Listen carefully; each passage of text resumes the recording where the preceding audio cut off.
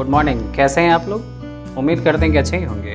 अभी आप पढ़ रहे हैं नंबर सिस्टम, और नंबर सिस्टम में सम ऑफ ऑल फैक्टर्स पढ़ रहे हैं आप। मतलब नंबर ऑफ फैक्टर्स हमारा अभी टॉपिक है, जिसमें कि इससे पहले एक वीडियो अपलोड की जा चुकी है।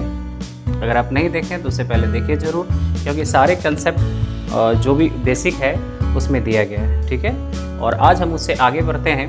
लेकिन आज के क्लास में जो बताने वाले हैं, क्वेश्चन का लेवल होगा बहुत ही tough level. Mains SSC CGL mains level होगा, सीडीएस का लेवल होगा, और भी डिफेंस के एग्ज़ाम का होगा, सीपीयू का होगा। तो क्वेश्चन का जो लेवल है वो बहुत ही ज़बरदस्त होने वाला है। ठीक है, तो थोड़ा सा कंसंट्रेशन की ज़रूरत है। आप अपने आप को कंसंट्रेट करिए और उसके बाद वीडियो को देखिएगा। ठीक है, देखिए जो 50 नंबर क्वेश्चन है आपके स्क्रीन के ऊपर ये रहा, क्योंकि 14 तक बताया जा चुका है। इसमें कह रहे संख्या 360 के सभी गुणनखंडों के व्युत्क्रमों का योग पूछ रहा है। मतलब संख्या 360 के जितने भी गुणनखंड है उसके रेसिप्रोकल का सम आपसे पूछ रहा है। व्युत्क्रमों का योग कह रहा है निकालने के लिए। तो देखिएगा, इसको पहले निकालेंगे कैसे। ये तो बहुत बड़ी नंबर है 360। पहले एक छोटा सा एग्जाम्पल लेते हैं हम और उस पर काम करते हैं, उसके बाद इस क्वेश्चन पर हम आ जाएंगे। ठीक है, जैसे संख्या 18 लेते हैं। ठीक है, 18। इसके क्या क्या फैक्टर हैं? 1 2 3, 1 2 3 से भी भाग लग रहा है, और 6 से भी लग रहा है, और 9 से भी, 18 से भी लग रहा है। इसमें भाग 1 2 3 6 9 18 ये सबसे भाग लग रहे हैं। ठीक है, तो कह रहा है कि जो भी इसका फैक्टर है 1 2 3 6 9 18, जो भी इसका फैक्टर है इसके रेसिप्रोकल का सम पूछ रहा है। जैसे 1 है ना, तो 1/1 plus 1/2 plus 1/3 plus 1/6 plus 1/9 plus 1/18। कह रहा है कि ये बताओ क्या होगा। मतलब क्वेश्चन है संख्या 18 के गुणनखंड, संख्या 18 के गुणनखंडों के व्युत्क्रमों का योग क्या है। ठीक है, हमारा एक छोटा सा क्रिएट किया हुआ क्वेश्चन है ये। 18 के गुणनखंडों के व्युत्क्रमों का योग क्या है, ये पूछ रहा है आपसे। तो करते क्या है ना कि 1 से लेके 18 तक है। ठीक है, इसका एलसीएम लीजिए, क्या होगा? 18 होगा, क्योंकि 18 का ये जब सब फैक्टर है तो 1 2 3 6 9 में जो सबसे बड़ी संख्या है वही हो जाएगा उसका एलसीएम। ठीक, 1 से भाग लग रहा है कितना बार में? 18 बार में। यहाँ लिखेंगे 18 प्लस कितना बार में? 9 बार में। यहाँ लिखेंगे 9। यहाँ 6 बार में, यहाँ लिखेंगे 6। 3 बार में, यहाँ लिखेंगे 3। 2 बार में, यहाँ लिखेंगे 2। और यहाँ क्या होगा? 1 होगा। तो देखिए क्या कि पैटर्न क्या प्राप्त हुआ आपको, क्या पैटर्न मिला। तो पैटर्न ये मिला कि अगर इसके रेसिप्रोकल का सम कह रहा है निकालने के लिए, तो पैटर्न हमें ये मिला कि ऊपर में जितने भी फैक्टर हैं उसका सम निकला। सम ऑफ ऑल फैक्टर्स 1 से 18 तक, मतलब जो भी फैक्टर है। देखिए, एक पहला फैक्टर 1 है, फिर 2 है, फिर 3 है, फिर 6 है, फिर 9 है, फिर 18 है। मतलब 18 के जो भी फैक्टर्स हैं उसके ऊपर में सम और नीचे 18। 18 क्यों? क्योंकि 18 के फैक्टर है। पैटर्न हम ऐसा डेवलप कर सकते हैं।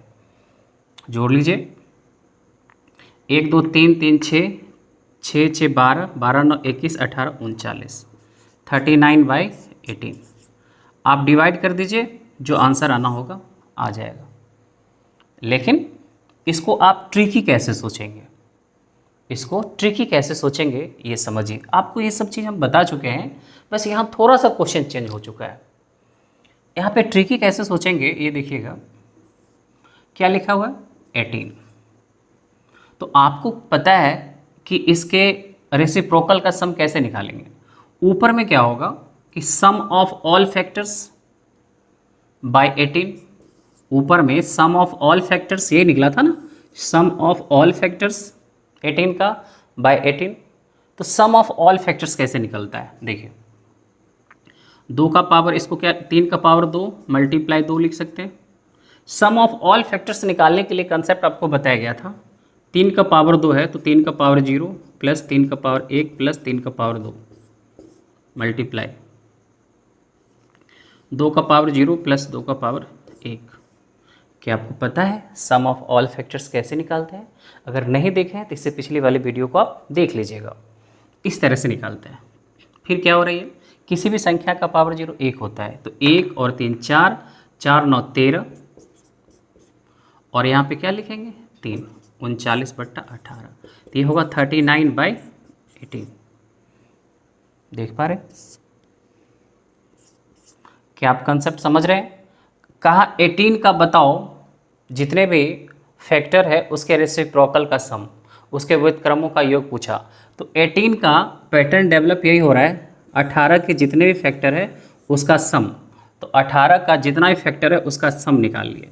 सम निकालने के बाद 18 से डिवाइड कर दिए, हमारा आंसर हो गया। तो 360 में भी कुछ इसी तरह करना है। क्या आप कंसेप्ट समझ पा रहे हैं? तो आइए देखते हैं क्वेश्चन। तो 15 नंबर क्वेश्चन है, कहा कि 360 के सभी गुणनखंडों के व्युत्क्रमों का योग क्या है बताओ। तो कंसेप्ट अभी आप देख चुके हैं कि इसको करना क्या है। सबसे पहले 360 का फैक्टराइजेशन करेंगे। इसे लिख सकते हैं 36 × 10, 36 को लिख सकते हैं 3 × 2 6 होता है, ठीक है। तो 2 का पावर 2, 3 का पावर 2, 4 × 9 36, ये 5 और 2 10 हो जाएगा। पावर कुछ नहीं तो 1 है, इसको ऐड कर देंगे। 2 का पावर 3, 3 का पावर 2 और 5 का पावर कुछ नहीं तो 1 है। अब आपको पता है कि ऊपर में सारे फैक्टर को जोड़ेंगे, सम ऑफ ऑल फैक्टर, और नीचे में 360 से डिवाइड करेंगे। ये इसका कंसेप्ट अभी आप देख रहे थे ना, ये करना होता था। सम ऑफ ऑल फैक्टर, पावर 3 है तो क्या करेंगे 2 का पावर 0, 2 का पावर 1, 2 का पावर 2, 2 का पावर 3 मल्टीप्लाई 3 का पावर 0, 3 का पावर 1, 3 का पावर 2, 2 है 2 तक है, और मल्टीप्लाई, और ये हो जाएगा 5 का पावर 0 प्लस 5 का पावर कुछ नहीं तो 1। ये कंसेप्ट है सम ऑफ ऑल फैक्टर का। इससे पहले आपको हम बता चुके हैं, किसी भी संख्या का पावर 0 1 होता है तो 1 और 2 3, 4 7, 7 और 8 15, ठीक है। 3 मतलब 1 और 3 4 और 9 13, 1 5 6, नीचे में 360 कैंसिल करिए। 15 से 15 × 6 90, 90 से 4 बार में 13/4, 4 से 3 बार में 3 पॉइंट, उधर 1 25, 3.25 आपका आंसर है। समझने में कोई प्रॉब्लम तो नहीं ना? तो इसमें करना क्या था, जैसे 360 है, 360 का सारे फैक्टर निकाल देंगे, ठीक है, सारे फैक्टर को जोड़ देंगे और 360 से डिवाइड कर देंगे। मतलब इसका कंसेप्ट ये था कि 360 का अगर फैक्टर 1 है, 1 2 है, तो सबको जोड़ते हुए कहाँ तक जाएंगे 360 तक, और इसमें भाग देना है 360 से। कंसेप्ट से तो यही आ रहा था। तो इसको तो पूरा आप लिख नहीं सकते क्योंकि पता नहीं कौन कौन सा आएगा, गलती हो जाएगी वहाँ पे। तो इसके लिए क्या करना है, ये कंसेप्ट आपको पहले से ही पता था कि सम ऑफ ऑल फैक्टर्स का कंसेप्ट ये है, उसको 360 से डिवाइड करेंगे, आ जाएगा। क्लियर है? आते हैं नेक्स्ट क्वेश्चन पे। 16 नंबर क्वेश्चन है कि संख्या 64 800 के सभी सम गुणनखंडों का योग क्या है। इसका कंसेप्ट आप पढ़ चुके हैं पिछली वीडियो में। लिखा है 648/00, ठीक है, 64,800। तो इसके सम गुणनखंड का योग कह रहे हैं, तो सबसे पहले इसका फैक्टराइजेशन करना पड़ेगा, तो कर लेते हैं। तो 648 गुना 100 है ना, ये मल्टीप्लाई 100 कर सकते हैं। 5 का पावर 2 और 2 का पावर 2, क्योंकि 25 चौक 100 होता है। इसको कर लीजिए, 648 है ना, 8 से लग रहा है, 8 से लगा देंगे, 8 बार में 1 बार में, फिर 9 से लग रहा है 9 बार में, ठीक है। इसको लिख सकते हैं 8 मल्टीप्लाई 9 मल्टीप्लाई 9, 2 का पावर 3 और दोनों को ऐड करेंगे, मल्टीप्लाई करेंगे, 3 का पावर 4 हो जाएगा 81, 5 का पावर 2, 2 का पावर 2, फिर ये हो जाएगा 2 का पावर 5, 3 का पावर 4 और 5 का पावर 2। तो ये रहा। इसमें कह रहे सम गुणनखंडों का योग, बताओ क्या है। तो सम गुणनखंड का जब योग निकालना होता है तो इवन वाले टर्म का पावर 0 नहीं लेते हैं। याद आ रहा है ना आपको, इवन, इसमें कौन सा टर्म इवन है, ये 2 इवन है, तो इसमें 0 नहीं लेंगे। जैसे 2 का पावर 0 प्लस 2 का पावर 1 ऐसे लिखना था ना, तो ये नहीं लिया जाता है, 1 से स्टार्ट करते हैं, ठीक है। 2 का पावर 1 प्लस 2 का पावर 2, 2 का पावर 3, 2 का पावर 4, 2 का पावर 5 मल्टीप्लाई, ये क्या होगा, 3 का पावर 0, 3 का पावर 1 प्लस 2, 3 और 4 तक जाना है, ठीक है। उसके बाद मल्टीप्लाई 5, 5 का पावर 1 और ये 5 का पावर 2। अब देखिएगा, अब इसमें क्या करना है ना, सबको सॉल्व करना है और जो करके होगा हमारा आंसर आएगा। यहाँ करते हैं, क्या हो रहा है थोड़ा देख लीजिए इसको।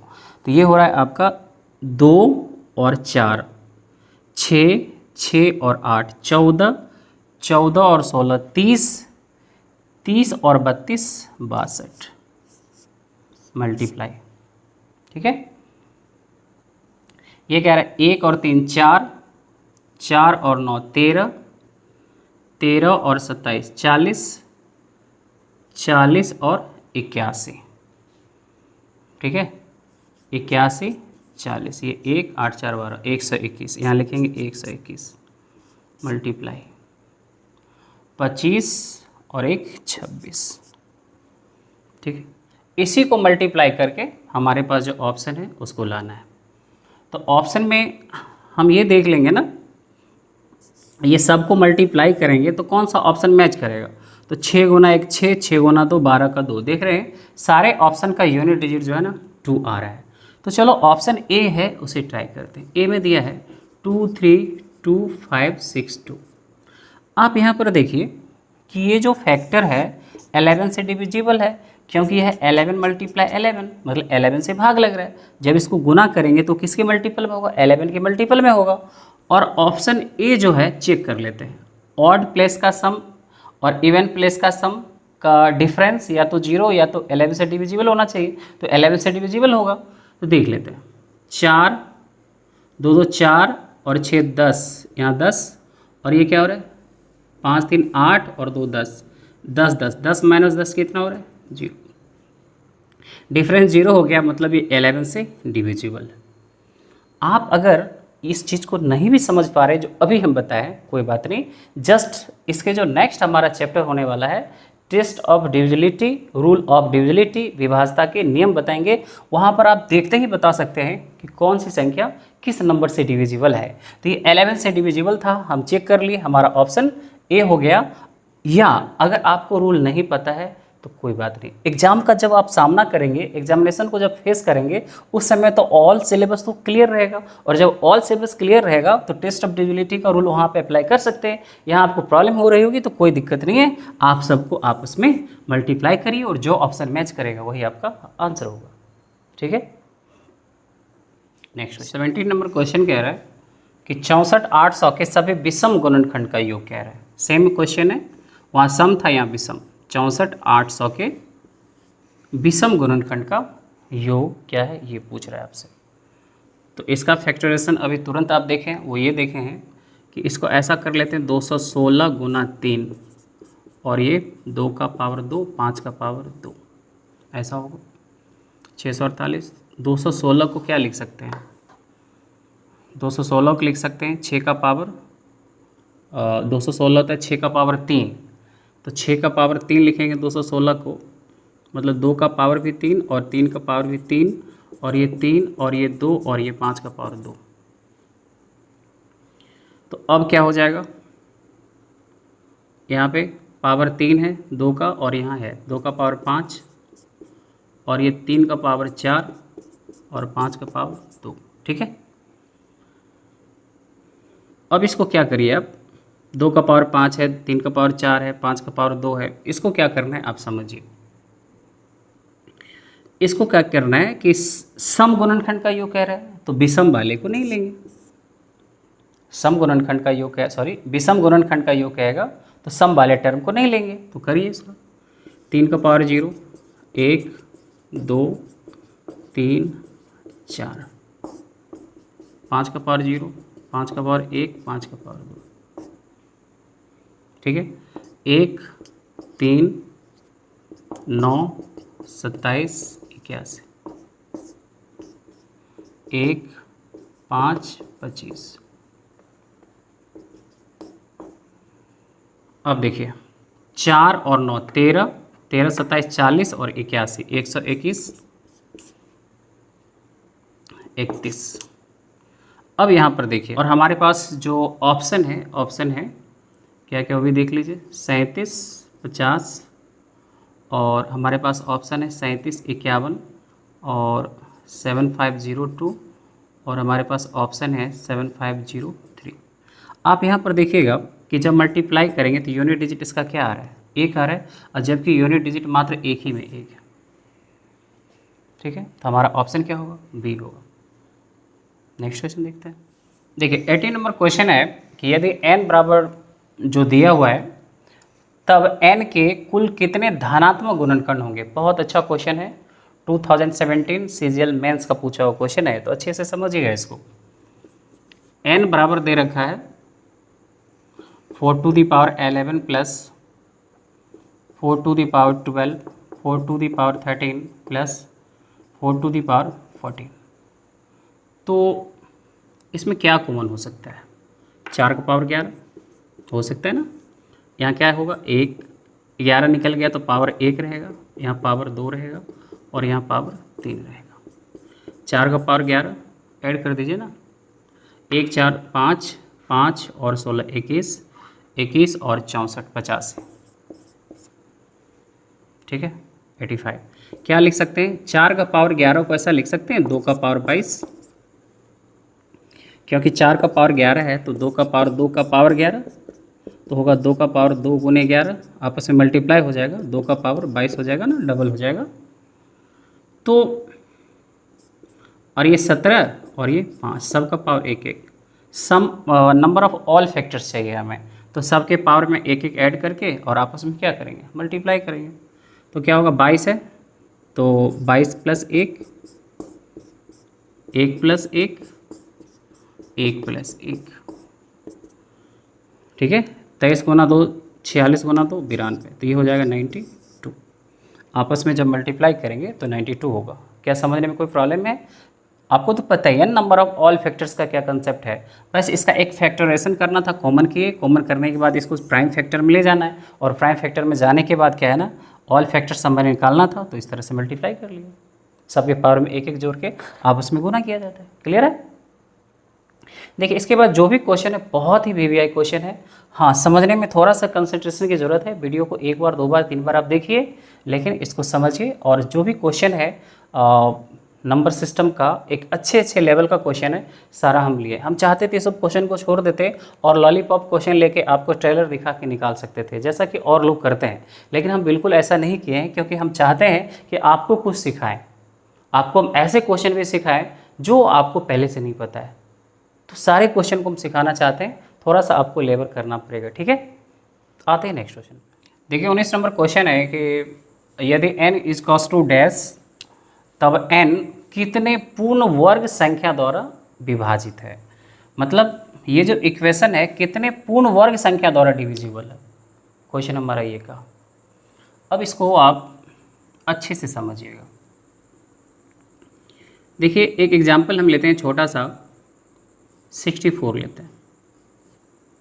ठीक है, तो 64 जो है कितने पूर्ण वर्ग संख्या द्वारा विभाजित है, इस पर बात करते हैं। 64 कितने पूर्ण वर्ग संख्या द्वारा विभाजित है, इस पर बात करते हैं। तो इसका फैक्टराइजेशन कर लीजिए आप। ठीक है, तो फैक्टराइजेशन करेंगे तो 2 का पावर 6 होगा, 2 का पावर 6 होगा। तो 2 का पावर 6 है, तो इसका क्या क्या फैक्टर है आप समझिएगा। इसमें भाग लग जाएगा 2 का पावर 0 से भी, समझिए। एक भी एक पूर्ण वर्ग संख्या जो किसी का स्क्वायर होता है, ठीक है, एक का स्क्वायर एक पूर्ण वर्ग संख्या, उसके बाद 2 का स्क्वायर 4 पूर्ण वर्ग संख्या, 3 का स्क्वायर 9 पूर्ण वर्ग संख्या है। तो ये सब पूर्ण वर्ग संख्या है जो किसी का स्क्वायर होता है, पूर्ण वर्ग संख्या है। 2 का पावर 2 एक पूर्ण वर्ग संख्या है ना। 2 का पावर 4 एक पूर्ण वर्ग संख्या, 2 का पावर 6 एक पूर्ण वर्ग संख्या। तो 64 में कितने पूर्ण वर्ग संख्या से डिविजिबल है ये? 1 2 3 4। 64 जो है, ये जो 64 है, इसमें भाग लग रहा है 1 से, 4 से, ठीक है, 16 से और 32 से नहीं लगेगा, ठीक है, क्योंकि पूर्ण वर्ग है ही नहीं। उसके बाद आपका 64 से। तो कितने संख्या है? 1 2 3 4। तो 64 जो है 4 पूर्ण वर्ग संख्या से डिविजिबल है। क्या आप कंसेप्ट सही से समझ रहे हैं कि नहीं? ये जो 64 है, इसमें कितना पूर्ण वर्ग संख्या से भाग लगेगा? 4 पूर्ण वर्ग संख्या से भाग लग रहा है। और वो 4 पूर्ण वर्ग संख्या क्या क्या है? 1 से, 4 से, एकदम सिंपल चीज़ है। देखिए 1 से भाग लगा, फिर 4 से लग रहा है, देखिए फिर 16 से लग रहा है, 9 से नहीं लगेगा। 9 क्योंकि पूर्ण वर्ग संख्या तो है, लेकिन 9 से 64 में नहीं लग रहा है। 16 से लगेगा क्योंकि 4 का स्क्वायर है। फिर 25 है, 25 से नहीं लग रहा है ना, 36 से नहीं लग रहा है ना, 49 से नहीं लग रहा है ना, किससे लग रहा है? 8 का स्क्वायर 64 से, 4 संख्या से। अब बात करते हैं इसका ट्रिक्स क्या होगा। एक चीज़ और कंसेप्ट यहाँ पर समझने की ज़रूरत है, आप कंसेप्ट सही से समझिएगा। अगर किसी भी नंबर का पावर इवन है, अगर किसी भी नंबर का पावर इवन है तो वो संख्या पूर्ण वर्ग होता है।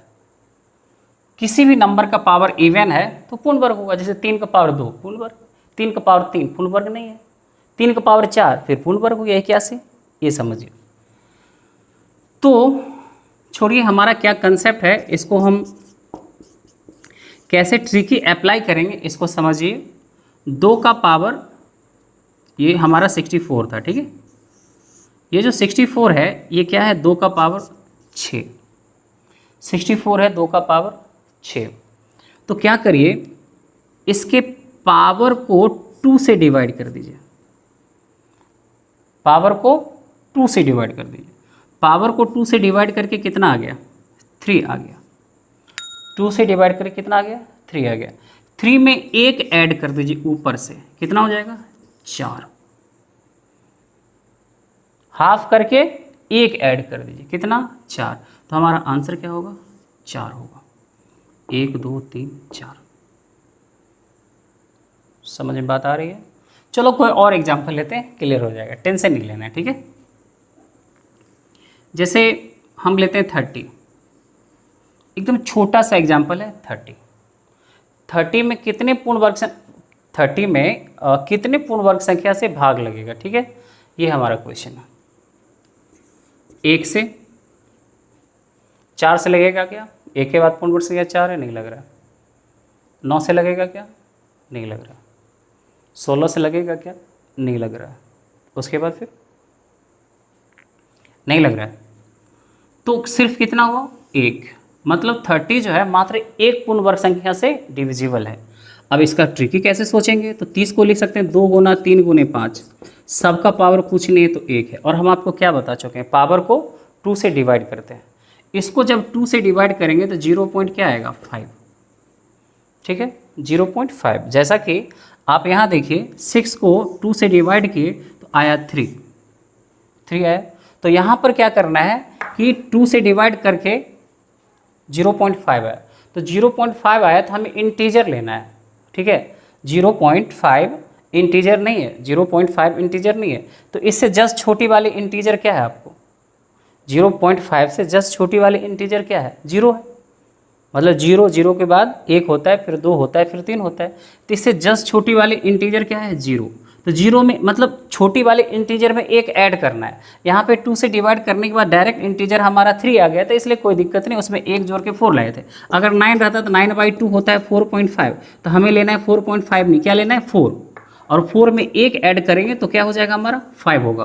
तो यहाँ पर क्या है कि 2 से डिवाइड करेंगे तो हाफ के जस्ट नीचे इंटीजर क्या है 0, 0 में एक ऐड करेंगे तो क्या आएगा 1 मल्टीप्लाई इसका भी 0.5, उसके नीचे 0, 0 में एक ऐड करेंगे 1, और इसका भी वही सेम, तो 1 × 1 कितना होगा 1।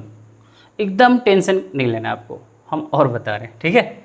जैसे कि हम लिखते हैं यहाँ पर एक छोटा सा एग्जाम्पल है, 2⁹ होता है 512, 2⁹ है, इसमें कितने होंगे 512 में, 512 में कितने होंगे वो देखिए। तो हमारा ट्रिकी अप्रोच क्या है, 9/2 कितना आ जा रहा है 4.5, लेकिन क्या लेना है 4 लेना है, हाफ है 4.5 से जस्ट नीचे 4, और 4 में एक ऐड करिए कितना 5, तो हमारा आंसर है 5।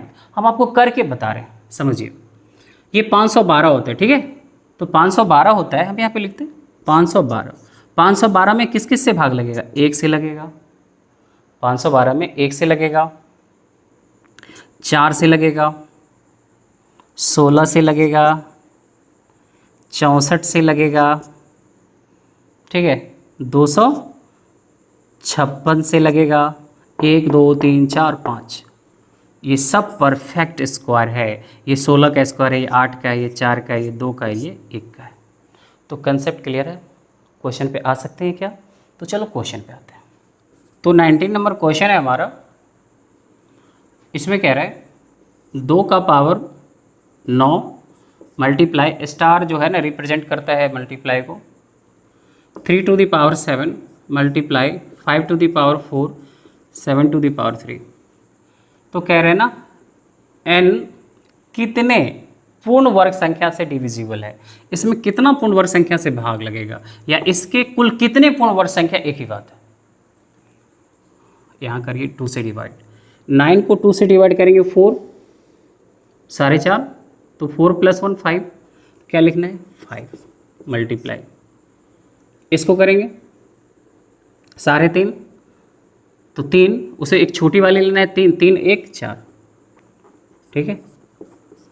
इसका तो 2 + 1 3, और इसका 1.5, तो 1 के जस्ट ऊपर ले लीजिए 2, तो ये हो रहा है 20, 60 और गुना 2 120, तो हमारा आंसर आएगा 120। क्लियर है? पावर को हाफ करिए, और हाफ करने के बाद उसके जस्ट नीचे वाले इंटीजर लीजिए और उसमें 1 प्लस कर दीजिए, ठीक है। जैसे 4.5 आया तो 4 लेना है और उसमें 1 ऐड कर देना है, ठीक है। या 4.5 से जस्ट ऊपर 5 ले लीजिए, 3.5 से जस्ट ऊपर 4 ले लीजिए, आप किसी भी तरह आप याद रख सकते हैं, ठीक है। आते हैं नेक्स्ट क्वेश्चन पे। देखिए 20 नंबर क्वेश्चन है, यहाँ पर कह रहा है कि यदि n बराबर 9⁹ दिया है तो n कितने पूर्ण घन संख्याओं द्वारा विभाजन। देखिए स्क्वायर बनता है पावर 2 से और क्यूब बनता है पावर 3 से, तो स्क्वायर में पावर 2 से डिवाइड करते थे और यहाँ पावर 3 से डिवाइड करेंगे। चूँकि परफेक्ट क्यूब नंबर बनता है, जैसे 3 × 3 × 3, 3 का पावर 3 से, तो हमें वहाँ पे 2 का पेयर बनाते थे, यहाँ पर 3 का बनाएंगे, ठीक है ग्रुप। तो इसको लिख लीजिए प्राइम फैक्टर में, तो 3 का पावर 2 का पावर ये 9 है, तो 3 का पावर क्या होगा 18। प्राइम फैक्टर में तो ले जाना होगा ना, यहाँ पे बच्चे मिस्टेक कर जाते हैं। अब क्या करिए, पावर को 18 है, इसको 3 से डिवाइड करेंगे, कितना आएगा 6। पावर को 3 से डिवाइड करेंगे 6, और उसमें 1 ऐड तो करना पड़ता है ना, तो हमारा आंसर क्या होगा 7, ठीक है। अगर स्क्वायर कहेगा तो 2 से डिवाइड करके 1 ऐड करते हैं, और यहाँ पे क्यूब है तो 3 से किया, ठीक है। आपके मन में आ रहा होगा कि अगर 3 का पावर 5 रहेगा तो क्या होगा, करिए ना 3 से, कितना बार में भाग लगा, एक बार में लगा ना, एक बार में भाग लगा, शेष नहीं लेना है, भागफल लेना है। 1 + 1 कितना हो जाएगा 2, इसका आंसर 2 हो जाएगा। अब आप बोलेंगे इसका आंसर 2 कैसे होगा, प्रूफ करके बताइए। हम प्रूफ भी कर देंगे, कैसे होगा देखिए। 3 का पावर 5 है, तो 3 का पावर 5 है, तो इसमें एक तो भाग लगेगा 1 से, और एक भाग क्या इसमें 3 का पावर 3 से लगेगा कि नहीं, आप बताइए। कट जाएगा ना इससे, 3 का पावर 2 रह जाएगा, कैंसिल तो हो रहा है ना। तो एक 1 हो गया और एक 27 हो गया, एक 1 हो गया और एक 27 हो गया, तो 2 हुआ ना। तो उसी तरह से 5 में 3 से भाग देंगे, भागफल 1 आया, लेकिन एक एक्स्ट्रा जोड़ते हैं और हमारा आंसर क्या होता है, 2 होता है। तो आप समझ चुके हैं अच्छे से। नेक्स्ट क्वेश्चन देखिएगा। देखिए क्वेश्चन 21 नंबर है, कह रहे कि 64,800 के सभी गुणनखंड का गुणनफल क्या है।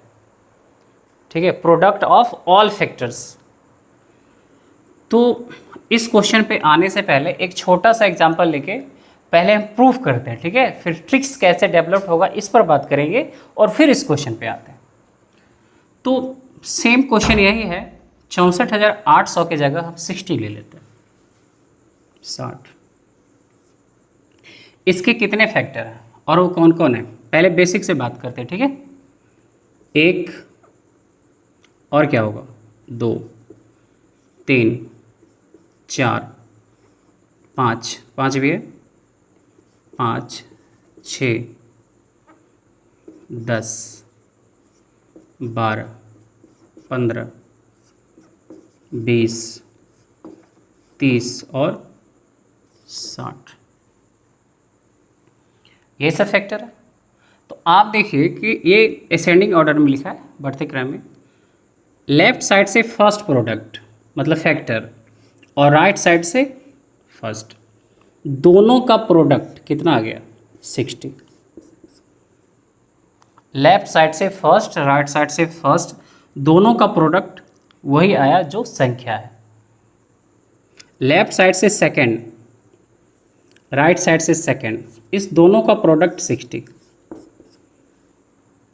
जो संख्या है। समझ में आ रही है बात। लेफ्ट साइड से थर्ड, राइट साइड से थर्ड, 60। लेफ्ट साइड से फोर्थ, राइट साइड से फोर्थ, 4 गुने 15, 60, 60 और 10 गुने 6 ये भी 60। तो कहा सम ऑफ ऑल फैक्टर्स बताओ, मतलब प्रोडक्ट ऑफ ऑल फैक्टर्स बताओ। तो क्या करना है, 1, 2, 3, 4, 5, 6, ठीक है। तो 60 का पावर 6 लिख दें। जब मल्टीप्लाई करेंगे तो पावर ऐड होके 60 टू द पावर 6 होगा क्या, और यही तो आपका आंसर होगा, 60 टू द पावर 6, यही आपका आंसर होगा। तो फिर इसको सॉल्व कैसे करेंगे, तो हम क्या करेंगे, नंबर ऑफ ऑल फैक्टर्स निकाल लेते हैं, क्योंकि नंबर ऑफ ऑल फैक्टर्स कितने हैं, 1, 2, 3, 4, 5, 6, 7, 8, 9, 10, 11, 12, 12। तो 12 है, और आपको पता है कि 2 पेयर मिला के एक 60 बन रहा है, 2 पेयर मिला के एक 60 मिल रहा है, और इसी तरह से मतलब दो फैक्टर मिला के एक 60 बन रहा है। तो 12 है तो टोटल कितना बनेगा, 6 बनेगा ना, 6 बनेगा। तो 60 टू द पावर क्या होगा, 6 हो जाएगा, 12 तो 6 हो जाएगा। तो इसका ट्रिकी कैसे सोचेंगे, 60 है ना, तो इसको लिखेंगे 2 गुना 3 6, 2 गुने 5 60, ठीक है। ये 2 का पावर 2, 3 गुने 5, पावर 1 1। ऑल फैक्टर्स हमें चाहिए, निकाल लीजिए, पावर में 1 1 जोड़िए,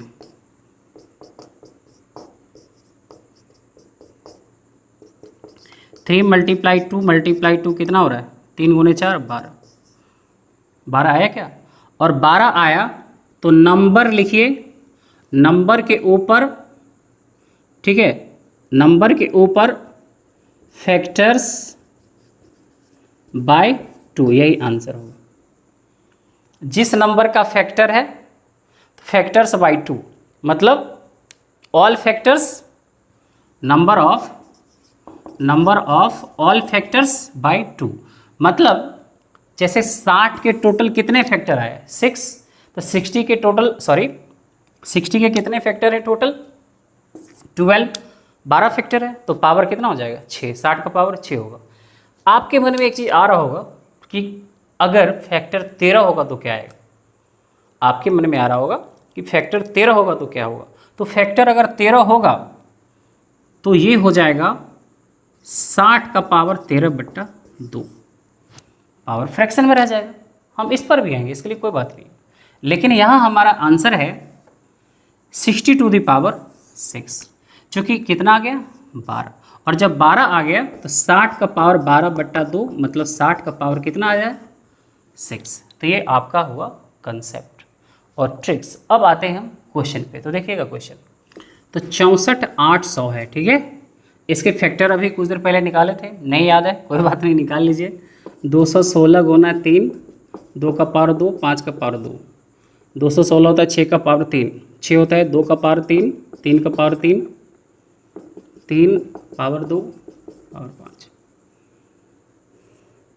2 का पावर 5, 3 का पावर 4, 5 का पावर 2, ठीक है।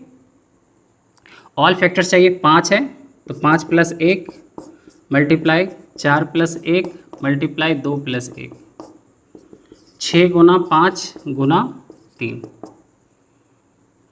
तो कितना हो रहा है 6, ठीक है, गुना 5 30 गुना 3 90, ये हो जा रहा है 90। और कंसेप्ट हमारा क्या है, ट्रिक 64,800, ठीक है। 64,800 का पावर कितना है 90, तो पावर हो जाएगा 90/2। ये पावर जितना आया उसको 2 से डिवाइड करेंगे कितना 45, तो इसका पावर क्या हो जाएगा 45। यही तो आंसर होता है, यही तो आंसर होता है।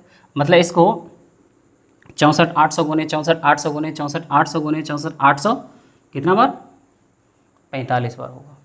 समझ में आ रही है ना, क्योंकि यही हुआ था 60 में, हम देख चुके हैं। अगर दिक्कत है तो फिर से उसको आप प्ले करके देख सकते हैं दोबारा, ठीक है। नेक्स्ट क्वेश्चन 22 नंबर क्वेश्चन है, 1 और √n के बीच n के 14 गुणनखंड हैं, तो n के गुणनखंडों की कुल संख्या ज्ञात करिए। इस क्वेश्चन में अभी तक आप कुछ नहीं समझे होंगे और आपको कोई दिमाग काम नहीं कर रहा होगा कि क्या करना है, ठीक है। लेकिन बहुत आसान क्वेश्चन है और इसका आंसर देखते ही कह सकते हैं कि 31 होगा, लेकिन कंसेप्ट सीखने के बाद। तो आइए देखते हैं क्या इसका कंसेप्ट है।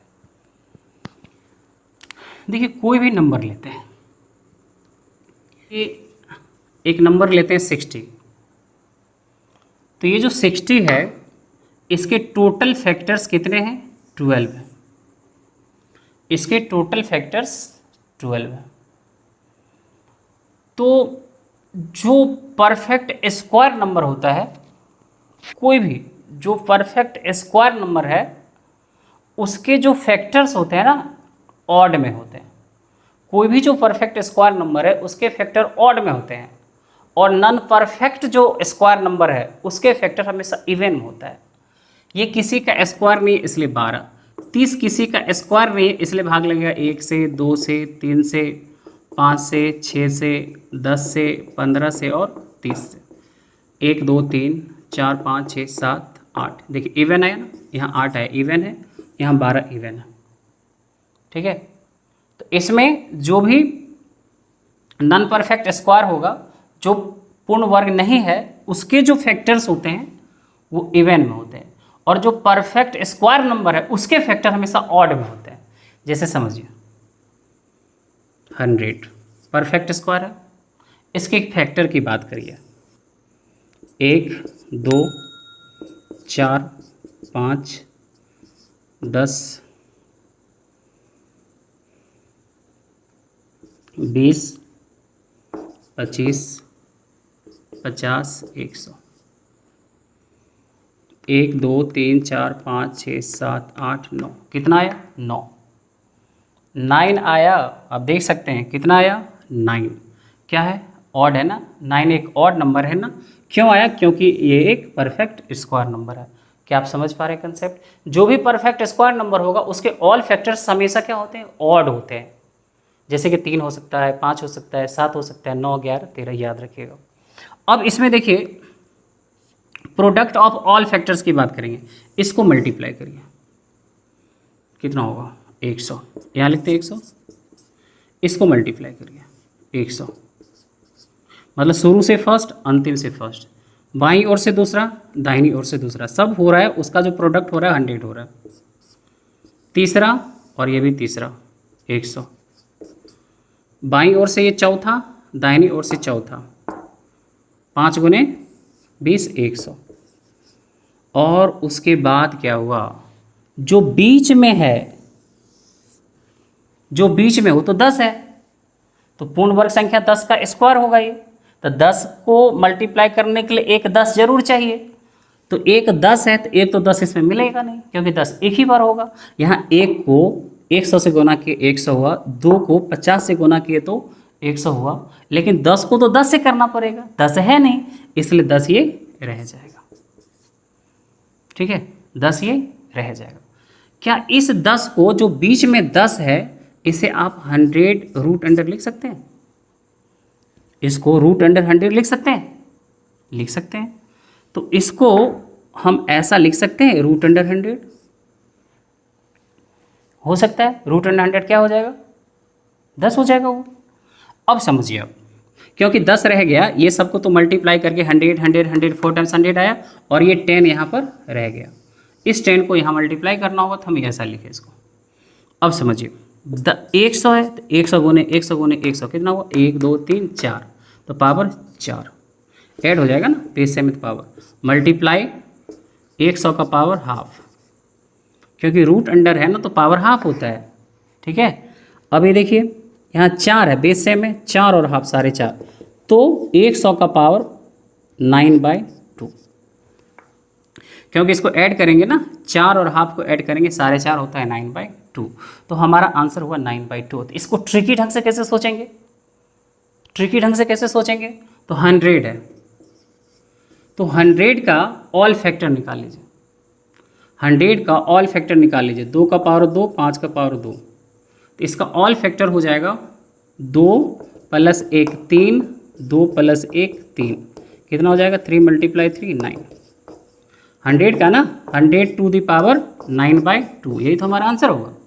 पावर में हाफ से डिवाइड करते हैं, पावर को हाफ से डिवाइड करते हैं, मतलब पावर को 2 से डिवाइड करते हैं।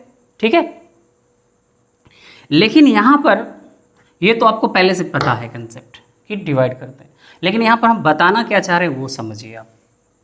हम बताना ये चाह रहे हैं कि असेंडिंग ऑर्डर में लिखने पर जो मिडिल की संख्या है वो क्या है? इसका स्क्वायर रूट है।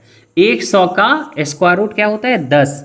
जो मिडिल की संख्या है वो 10 है, और 10 है रूट अंडर 100, तो बीच वाली संख्या से बाईं ओर जितनी संख्या है उतनी ही बीच वाली संख्या से दाईं ओर होगी। जैसे देखिए 10 से पहले 3 संख्या है, 1 2 3 4, 4 संख्या है, 10 के बाद भी 1 2 3 4 संख्या। ठीक है, बीच वाली संख्या जो है वो बीच वाली संख्या होती है, बढ़ते क्रम में लिखने पर बीच वाली संख्या होती है जो मूल संख्या है उसका स्क्वायर रूट 10। इससे पहले 1 2 3 4 और इसके बाद भी 1 2 3 4 संख्या, जितना पहले उतना ही बाद होती है संख्या।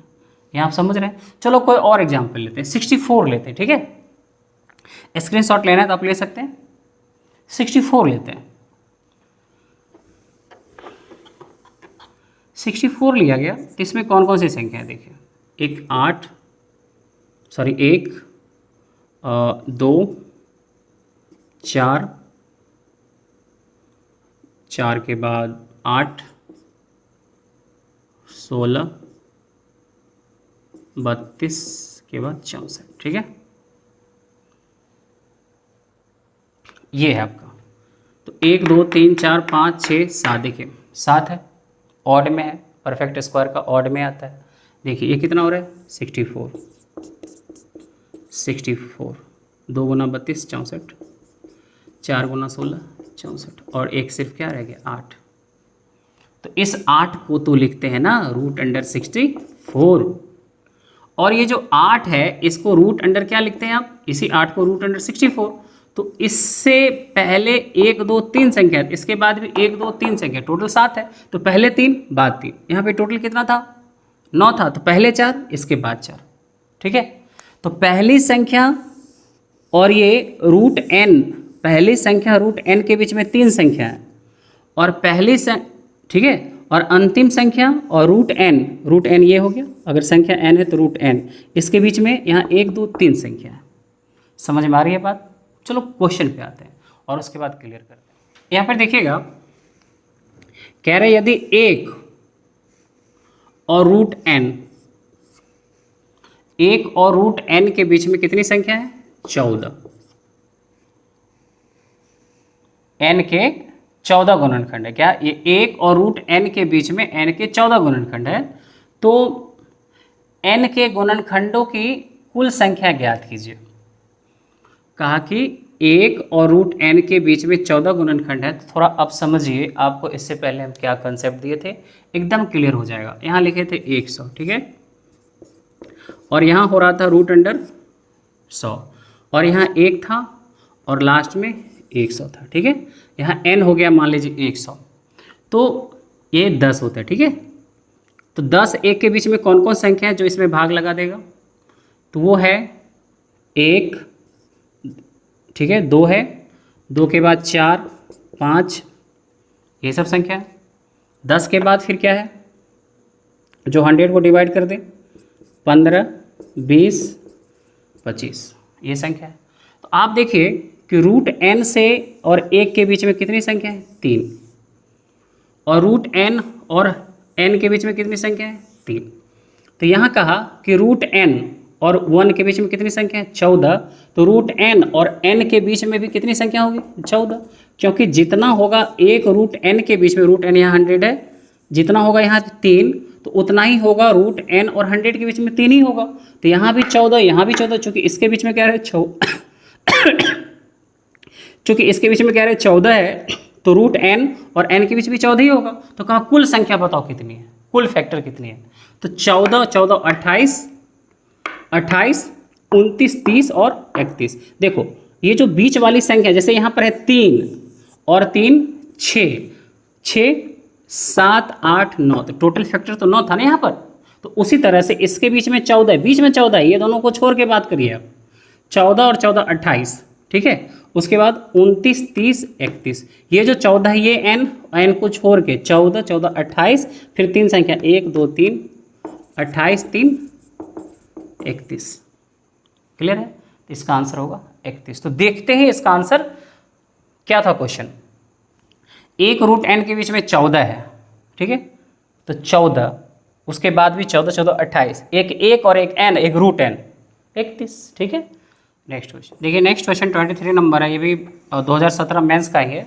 2017 मेंस का यहाँ पर हम 3 क्वेश्चन लिए हैं, क्योंकि उसमें तो बहुत सारे सेट होते हैं, डेली एग्जाम होता है 3 शिफ्ट में, बहुत सारे क्वेश्चन होते हैं। अलग अलग सेट में सेम टाइप का थोड़ा सा चेंज कर करके बहुत सारा क्वेश्चन को दिया हुआ था, जहाँ से हम कॉमन करके 3 क्वेश्चन को लाए हैं ताकि आपको हम कंसेप्ट सिखा सकें। तो देखिए n बराबर है 3 का पावर 14 प्लस 3 का पावर 13 माइनस 12, ये n की वैल्यू है। तो कह रहे हैं n का मैक्सिमम, ठीक है, प्राइम फैक्टर क्या है, अधिकतम अविभाज्य संख्या क्या है। ऑप्शन भी है 11, ऑप्शन पर भी डिपेंड करेगा आंसर। 79 13 73, ठीक है। तो यहाँ पे थोड़ा देखना होगा। इसमें 3 का पावर 13 कॉमन कर ले, यहाँ क्या होगा 3 का पावर 1, यहाँ पर 1 और माइनस 12, ठीक है, 4 हो जाएगा। 3 का पावर 13 गुना 4 और माइनस 12, इसको हम ऐसा लिख दे, 3 का पावर गुना 12 गुना 3 13 है ना, आधार समान है तो पावर 1 और 12 मिलकर 13 हो जाएगा, गुना 4 माइनस 12। फिर इसको लिख दे 3 का पावर 12 गुना 4 दिया 12, यहाँ 12 माइनस 12, ठीक है, कोई दिक्कत नहीं ना। ये सब समझ में आ जानी चाहिए क्योंकि मेंस का क्वेश्चन है। अगर समझ में नहीं आ रहा है तो कोई बात नहीं, प्री का पहले तैयारी करना पड़ेगा ना। तो अच्छे से आप देखते रहिएगा। नंबर सिस्टम को हम 0 से लिए हैं और इसके बाद भी नंबर सिस्टम में बहुत कुछ हम बताने वाले हैं। जैसे कल से हो जाएगा टेस्ट ऑफ डिविजिबिलिटी, उसके बाद भी और भी नंबर सिस्टम में बहुत कुछ हमें बताना है। नंबर सिस्टम अगर क्लियर हो गया ना तो मेंस में 3 से 4 क्वेश्चन तो सिर्फ नंबर सिस्टम का होता है, और किसी भी एग्जाम में नंबर सिस्टम से 3-4 क्वेश्चन तो निश्चित रूप से होता ही होता है। तो अगर 25 में 4 क्वेश्चन अगर नंबर सिस्टम से हो रहा है एक चैप्टर से, तो अच्छे से इसको पढ़ना चाहिए ना। उसके बाद अर्थमेटिक हम आएंगे, अर्थमेटिक में परसेंटेज बताएंगे, परसेंटेज के बाद रेशियो बताएंगे। तो नंबर सिस्टम, रेशियो, परसेंटेज और एडवांस में बहुत अच्छे से पढ़ना है 2 चैप्टर, एक अलजेब्रा एक ज्योमेट्री। अगर ये 3-4 चैप्टर मैथ का अच्छे से आप पढ़ लिए ना तो होल मैथ इसी पर है, होल मैथ आपके लिए आसान हो जाएगा। और जिस तरह से नंबर सिस्टम में भी आपको ऐसा ऐसा क्वेश्चन से अभी आप परिचित हो रहे हैं कि कल्पना भी नहीं किया होंगी कि अरे नंबर सिस्टम में ये सब चीज़, क्योंकि नंबर सिस्टम को बहुत ही आसान आप समझते हैं, ठीक है। लेकिन अगर नंबर सिस्टम सही से पढ़ा जाए ना बहुत फास्ट है। और याद रखिएगा कैट के एग्जाम में, सीडीएस के एग्जाम में, जो भी अपर लेवल एग्जाम में, यहाँ तक कि आईएएस के सीसेट में जो क्वेश्चन होता है ना, नंबर सिस्टम का क्वेश्चन वो ज़्यादा देता है। और नंबर सिस्टम का क्वेश्चन का ऐसा लेवल होता है ना कि फिर वो बनाने लायक होता है।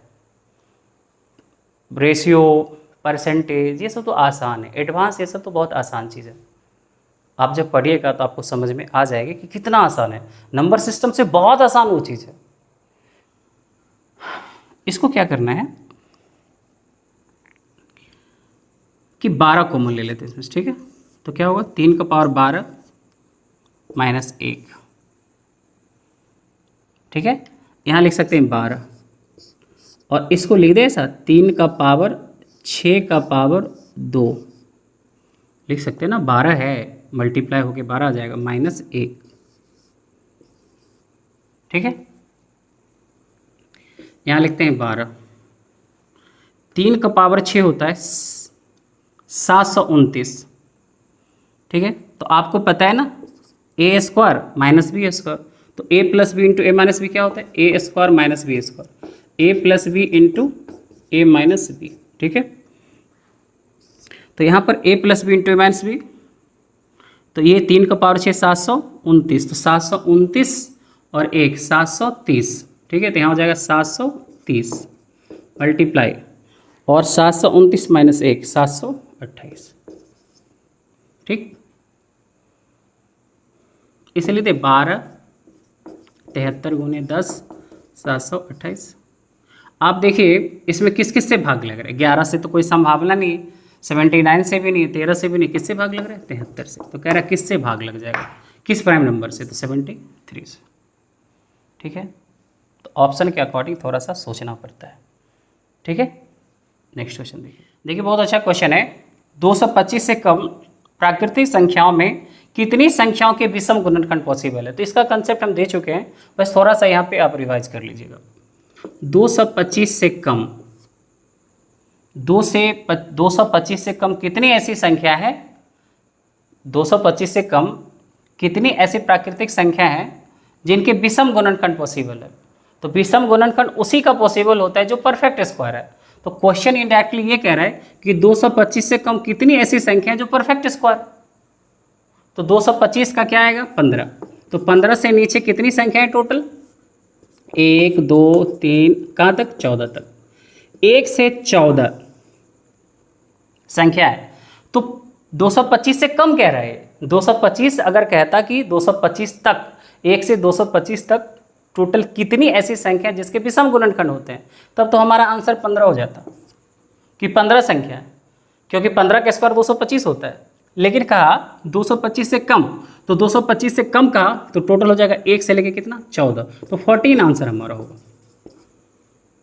कैसे समझिए, 1 का स्क्वायर 1, 2 का स्क्वायर 4, 3 का स्क्वायर 9, 4 का स्क्वायर 16, 25 36 49 64,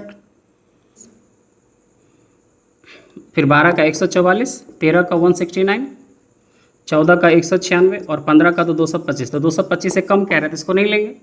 तो इससे कम ये सब संख्या है ना, ये सबका अगर आप निकालिएगा फैक्टर्स तो ऑड में आएगा ना, क्योंकि आपको पता है ना कि जो भी परफेक्ट स्क्वायर नंबर होता है उसके जो फैक्टर होते हैं वो किस में होते हैं, ऑड में। याद है ना 100 का निकाला गया था तो कितना आया था 9 आया था, 64 का 7 आया था, याद है ना। बस यही समझना था यहाँ पे। तो 225 से कम कह रहा है, 15 का स्क्वायर है ना, तो 1 से 14 तक हमारा आंसर क्या होगा 14 होगा। क्लियर है। लास्ट क्वेश्चन देखिए। नेक्स्ट क्वेश्चन है कि ये एक्सप्रेशन किससे विभाज्य है। ऑप्शन भी दिया है, तो ऑप्शन हम ले लेते हैं। पहले ऑप्शन हमारे पास है ए में दिया हुआ 6 तथा 9। बी में दिया है 2 तथा 21। सी में दिया है 21 तथा 23। डी में दिया है बोथ, बी एंड सी। ठीक है, तो यहाँ कह रहा है 53 to the power 3 minus 46 to the power 3 minus 7 to the power 3। तो सबसे पहले तो इसका फैक्टराइजेशन करना होगा, तब समझ में आएगा किससे भाग लगेगा।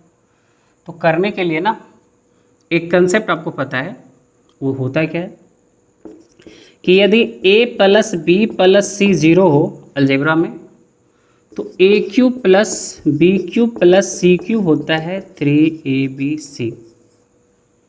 आपको हम प्रूफ करके भी बताएंगे अलजेब्रा में ये सब। ठीक है, यहाँ देखिए 46 माइनस 46 मतलब a प्लस बी प्लस सी लेंगे तो माइनस 46 प्लस 7 53 माइनस 53 और प्लस 53 कैंसिल हो कितना 0। तो यदि a plus b plus c 0 हो जाए तो a cube plus b cube plus c cube क्या होता है 3abc। तो इसको हम क्या लिख सकते हैं 53 का क्यू प्लस माइनस 46